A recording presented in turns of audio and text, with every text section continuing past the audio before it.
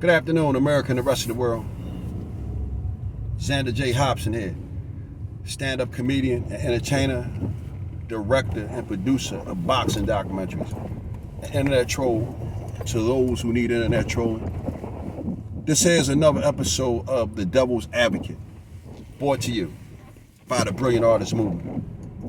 I'm trying to grow the platform, so please subscribe, like this video, share it.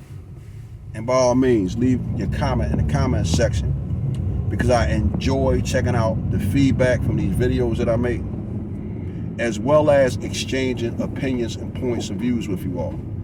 Now, folks, listen, there's a strong possibility that my channel may have a shadow ban on it. So for that reason, I can't stress how important it is for you all to hit the like, share, and subscribe button so that I can get my videos out here in the algorithm. Hey man, I got positive messages for you all. However, it appears that the YouTube power structure is rather fond of dysfunction amongst us African Americans. So now that we got that on the table, I think I want to talk about three guys that I know who were around in the 80s and the 90s. Some guys might consider these guys gangsters. Some guys might consider these guys prize fighters. But if you're asking me, these guys were a little bit of both. My main man, Leroy Bucky Davis, the late Leroy Bucky Davis. My other buddy, Gregory King Tut, and the final fella who's still alive, because Tut and Bucky are both deceased, but my main man, Jeff the Champ Gant, he's alive and well. Although Jeff, he isn't out here amongst the land of the free.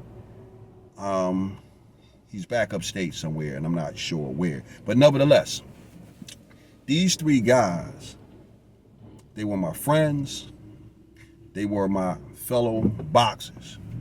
And the only reason why, in my opinion, that these guys didn't reach prominence or greatness like so many other great fighters that you see and know is because the lure of the street took them away from the boxing ring. I mean, there was a lot of money out here in the streets in the 80s and the 90s. And if you're watching these videos, you know that. But I want to start with Jeff Gant, because he's the one guy who's still alive.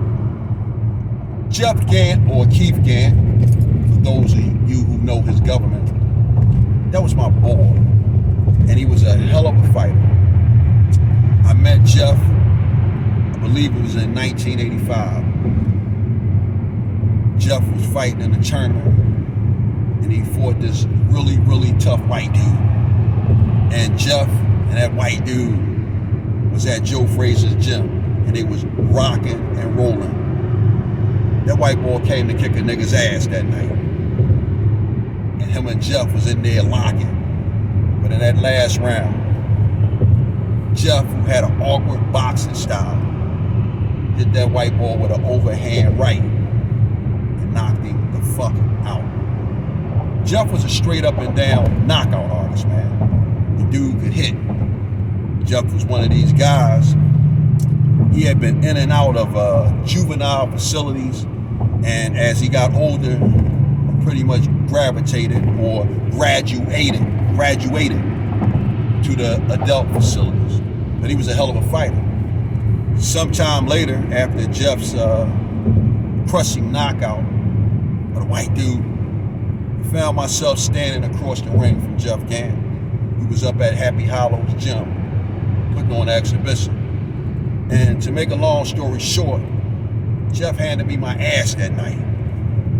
But sometime later, me and Jeff would climb back in the ring, and I would hand him his ass. But as a result of these two exchanges between me and Jeff, exchanging blows, blood, sweat and tears with each other, we became fast friends. Because during that time, I was a booster, and Jeff was a booster, among other things. And because we were both a couple of boxers and a couple of thieves, we spent a lot of time with each other. But that was my guy. Now, sadly for Jeff, his boxing career was cut short because Jeff was a show-enough goon. And even though he didn't display his goonish behavior with me or people that I knew and people who were close to him, Jeff was a straight up and down goon, man. I recently told a joke not too long ago involving my main man, Jeff. But Jeff was a goon, man. And one of the reasons why you frequently hear me say that guys like Alpo are nice guys if you take them out of their element. I knew that Jeff was a nice guy, man, because I took him around my family and friends. And I can remember one time after Jeff left the house from sitting down breaking bread with me and my family, my mother said, "I like that fella Jeff. He's such a nice guy." And guess what? I let my mom continue to think that Jeff was a nice guy because for all she knew, he was a hell of a nice guy. And that was all she needed to know about my friend Jeff Gant. Another thing about Jeff Gant, man, Jeff Gant was like the penal champion. You know, he was a hell of a fighter. And Jeff was an arch rival in the greater forward boxing ring of the great Bernard the Executioner Hopkins. See, everybody knows who Bernard Hopkins is, right? Because Bernard got out of jail and he wanted to live a finer, better life. But his arch rival behind them walls, when they got into that boxing ring, it was my main man, Jeff Gant. I'll never forget on one occasion, my days of boxing were behind me, but I still hung around the boxing ring because I had a lot of friends who still boxed. Most notably, our man, Jeff Gant. And I never forget, as I was coming into the Champs Gym, which was now located on 26th Street, right off of Girard Avenue, as I was coming up the steps, I heard all this thundering, cheering, and applause, and screaming and hollering.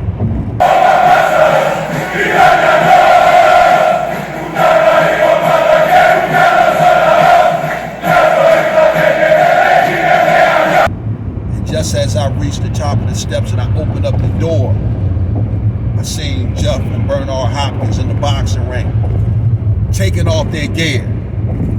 And I turned and looked around at some of the guys that was in there and some of the animated faces. And one guy looked at me and said, "Damn, Chuck, you missed it." Bernard and Jeff was in there locking that shit, man, toe to toe, let's go. And I was like, God damn, because I've never seen Bernard and Jeff box before. And just as I made eye contact with Jeff, he looked at me and he said, "Yo, what's going on, Mad Dog?" That's what he called me. My mad as I had a friend who I really considered Mad Dog had the fucking unmitigated gall to call me Mad Dog. Now, quick FYI, from what I know, the greatest forward boxing program was ran by Noonie Mims. Noonie Mims, one of the original members of the Philadelphia Black Mafia. So that's the first character that we're going to talk about, that we're going to address.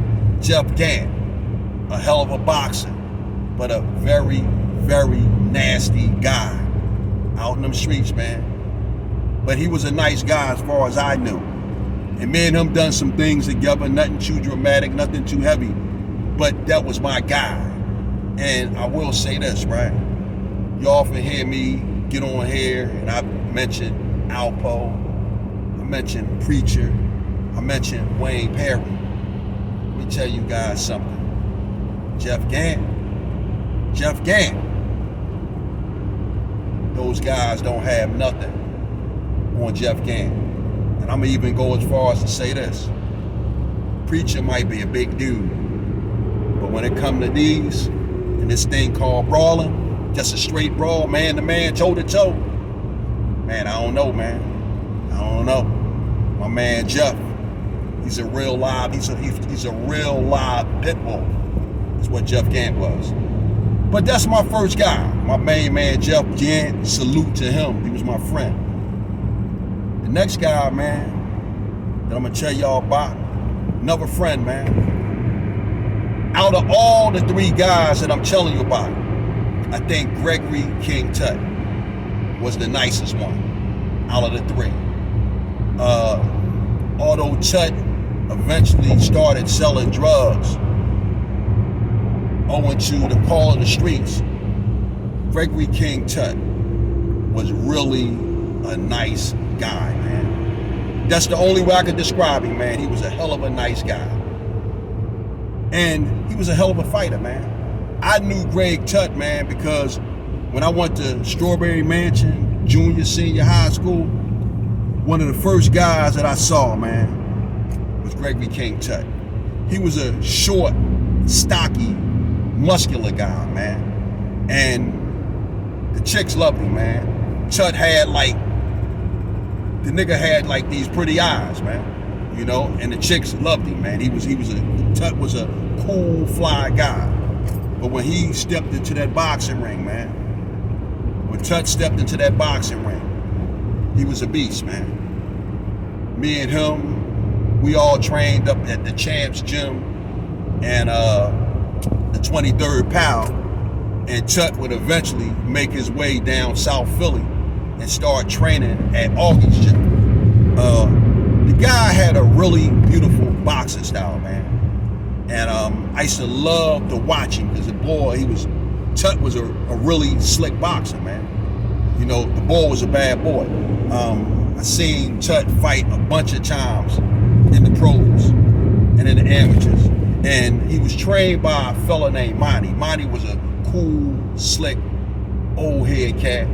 And I think Monty might have had some, street dealings. He might have been one of them guys. Because, boxers, and gangsters, man, them dudes it's all intermingled, man. Boxing and crime. And the thing I liked about Tut and Monty, man, they had a real good communication between them. Because Monty was the kind of guy, he had a real soft voice, man. But even though he spoke soft, man, Monty was the kind of dude that carried a big stick. But Monty was a cool ass dude, man. Cool ass old head. And you never heard him yell. He never raised his voice. And when him and Tut was in that boxing ring, man, it was like watching a beautiful dance. Because when Tut was in the middle of the ring doing his thing, man, he would be in there rocking and rolling. And what Tut would do, he would grab his man and clinch him. And then Tut would look over to Monty. And Monty would give him some instructions, man, non-verbal. And Tut would nod his head and he would go right back to work, man. I mean, it was beautiful watching the interaction between Tut and Monty as Tut got up in there and did his thing. Now, I never forget, man, the most notable fight that Tut had was against a guy named Battling Bob Nix. Now, there's a documentary floating around now about the Executioner's Gym in Philadelphia, Pennsylvania. And Battling Bob Nix was an executioner. And on the night that Gregory King Tut fought Battling Bob Nix, we was all up at Joe Frazier's gym. I think this was 1983, because I had won the junior welterweight championship at 140 pounds up there. And what happened was, it was three guys from our gym or from our neighborhood, because I believe that Tut had went down South Philly by now. But it was myself, Chucky Joe Hobson. It was another guy named Ronald Tusky Johnson, And the man to bring it home was Gregory King Tut.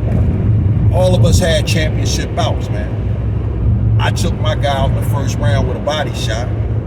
And Tusky, him and his man went the distance, but Tusk broke the boy jaw. And then the last fight, man, the main event for that little exchange for the neighborhood of North Philadelphia was Gregory King Tut against battling Bob Nix. And man, let me tell you something, man. Them two dudes, man, they got up in there and they rumbled, man. And the one thing that I remember most, man, is it took Tut's stock with me to a whole nother level.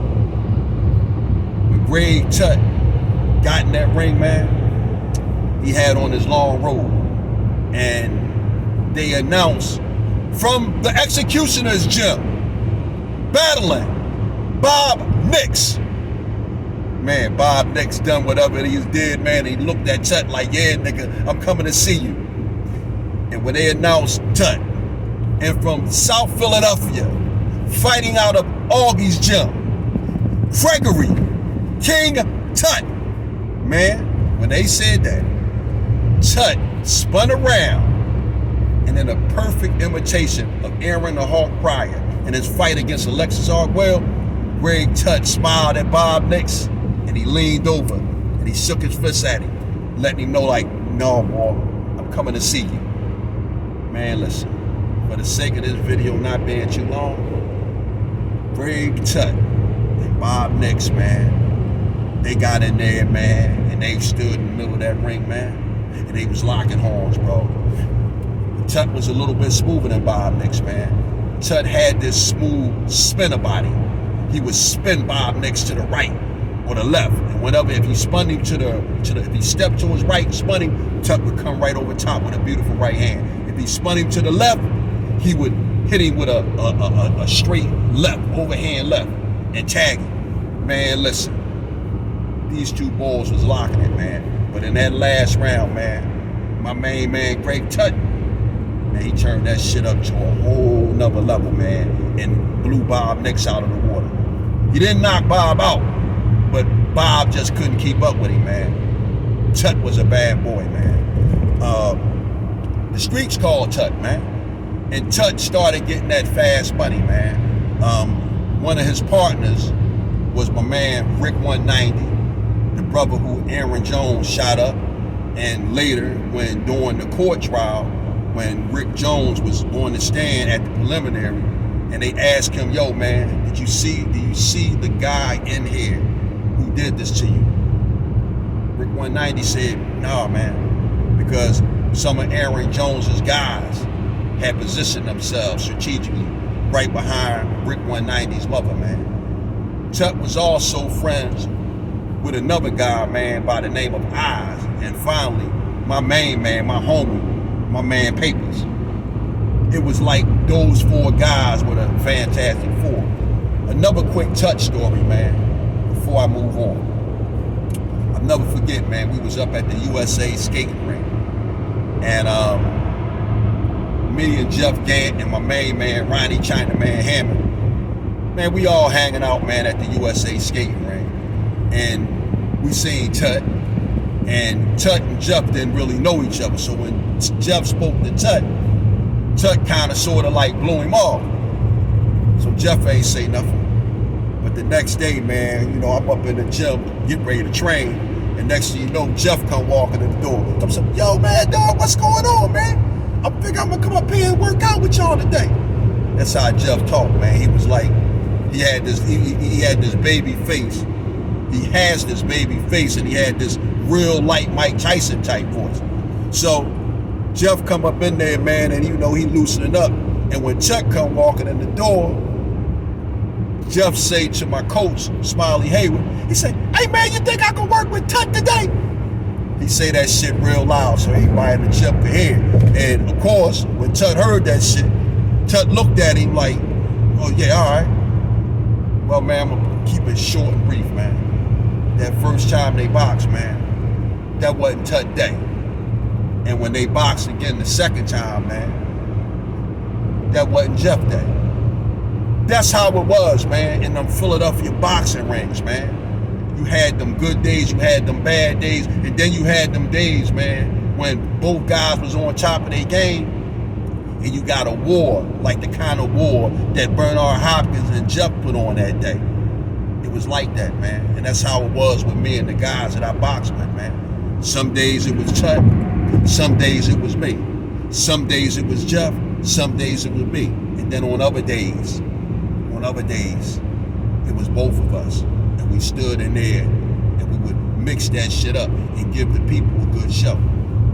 Now my final guy, right? But before I go any farther, my man Greg Tut and his girlfriend ended up getting killed.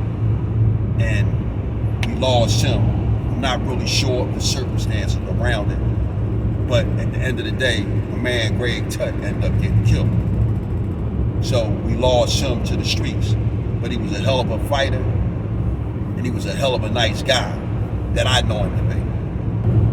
The final dude, man, that I'm gonna talk about, man, I'm gonna talk about my main man, Pots and Pans, Leroy Bucky Davis, man. Leroy Bucky Davis, man, he was a hell of a cat, man.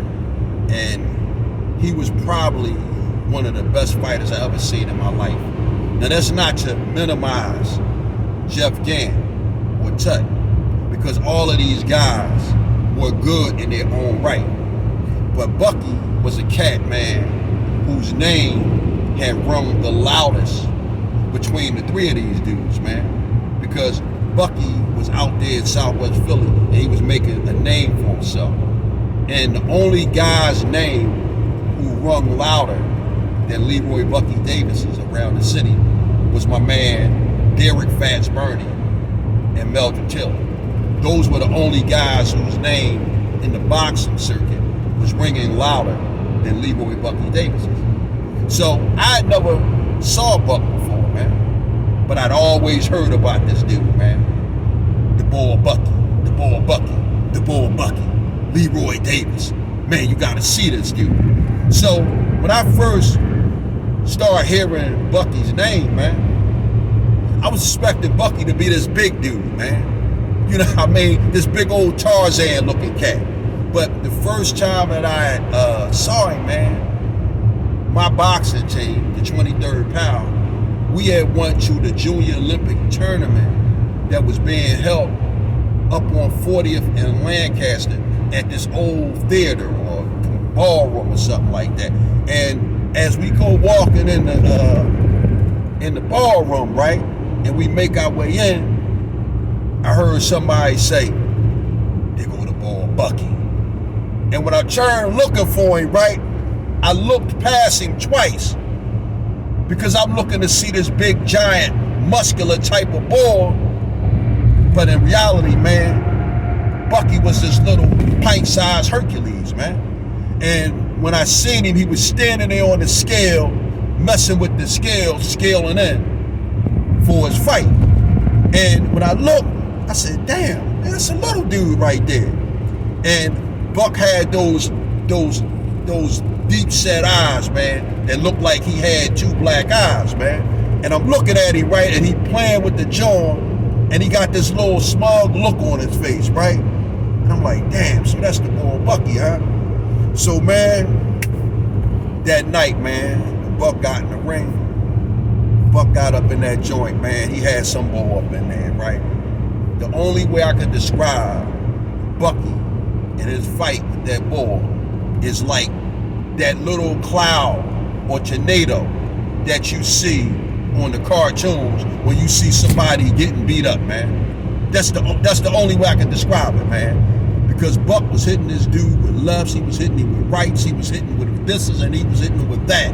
And he really just pretty much just shined on the ball the whole first round. So when he goes back to his corner, right, he goes to sit down, and when he sits down, he crosses his leg, which his trainer quickly smacked down like, yo, man, stop showboating, man, and stop playing with this ball. So Buck got his instructions, right? And when he came out that last round, because it only won 2 rounds, right? Man, Buck came out like that tornado again, right? And what he did, man, right before he knocked the ball out, man, Buck stopped and done like this. And he posed. And then he does some shit like, and put one hand up and put the other hand up. And man, Buck jumped in and hit this dude with a left hook and put his lights the fuck out. Click. So man, that was the first time I seen Leroy Bucky Davis, man. And the next time, man, when I seen him again, man, he was standing across the ring, man, from my team captain, a guy named Derek Fats Burney, man. And Fats was probably one of the baddest dudes in the city, man. 3 times national champion, man. Won a bunch of Golden Gloves championships and a whole bunch of other stuff, man. Fats was a bad boy, man. But now, he was standing across the ring from Buck, man. And in that first round, man, when Fats and Buck stepped to each other, man, them two dudes, man, they put on a boxing exhibition that was so tactical and clinical, man. It was like something that I've never seen in my life, man. You asking me, man? The first round was even, man. First round was even. They went back to the corner, man, standing ovation, man. Second round, bell ring.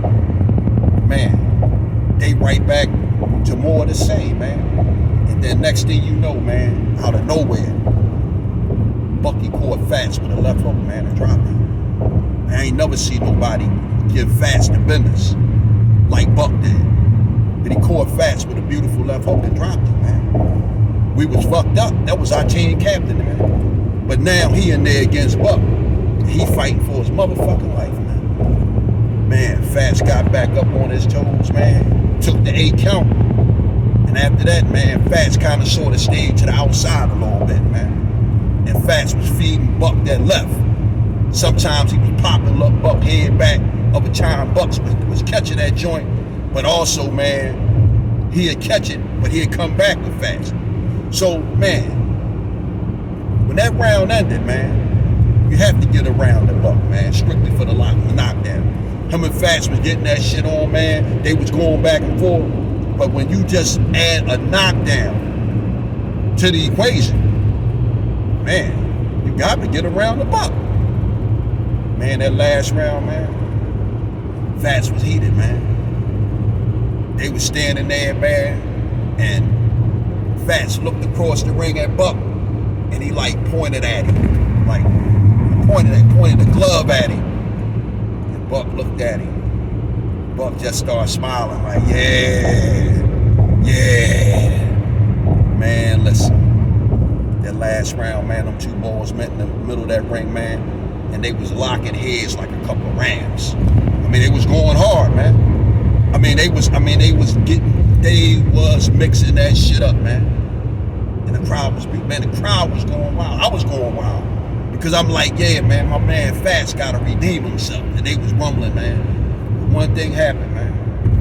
One thing happened. And with this right here, you can decide in your mind who you think won. Let me tell you something, man. Fats slipped and he went down. And in that instant, when Fats slipped and went down, Bucky reached down, grabbed Fats by his head, and pulled him up to his feet. And when he pulled him up at his feet, Bucky reached over and wiped Fats off. And I was like, God damn. And man, they finished out that round, man. But with that said, right, you can decide for yourself who won. Because I got an immense degree of respect for both of these balls, man. But at the end of the day, man, Bucky Leroy Davis, man, he was my guy, man. I knew Buck purely and strictly from boxing, man. I'm not gonna pretend that we wouldn't go all the way back like Cadillac seats. I knew Buck, that was my guy. We had love for each other, man. I like hanging around him. I like talking to him, man. Because Buck, he was like, man, the embodiment of a guy with a Napoleonic complex. Now, I don't know Buck to be a nasty guy. But Buck was an authoritative, assertive type of guy, man. And Buck was the type of dude, man, you know that you was in the presence of a motherfucker who commanded authority, man, and respect. And like I said, man, Buck was a little teeny dude, man. He wasn't no large guy, man. He was a short dude. But at the end of the day, man, Bucky Leroy Davis, he had a lot of potential, man.